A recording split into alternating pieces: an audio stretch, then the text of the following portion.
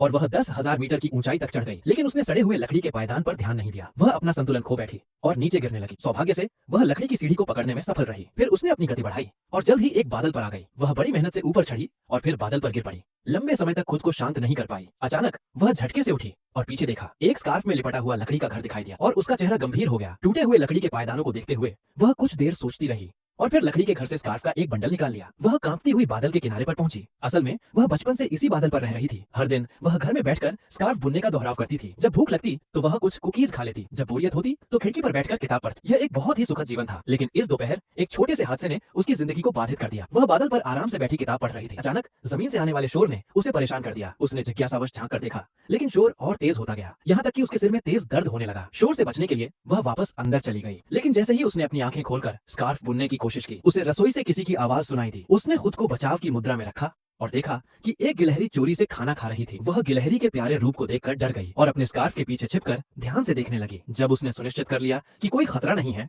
तो उसने गिलहरी की ओर एक स्नैक फेंकने की कोशिश की। लेकिन गिलहरी तो जैसे उसे अच्छी तरह जानती हो, वह उसके शरीर पर खेलती रही। वे तुरंत दोस्त बन गए। बाहर के शोर की परवाह किए बिना वह गिलहरी के साथ दौड़कर दरवाजे से बाहर निकल गई। लेकिन जैसे ही वे बादल पर खड़े थे, वह अचानक उसमें समा गई और फिर नीचे गिरने लगी। वह एक अजनबी बादल पर उतरी। उसका दिल तेजी से धड़कने लगा और शोर और तेज हो गया। अचानक गिलहरी भी गिर पड़ी। फिर गिलहरी भागकर एक पुराने लकड़ी के घर में चली गई। वह जिज्ञासावश उसके पीछे गई। अंदर पहुंचकर वह जो देख रही थी उससे स्तब्ध रह गई। एक महिला झूले वाली कुर्सी पर खाली निगाहों से बैठी थी।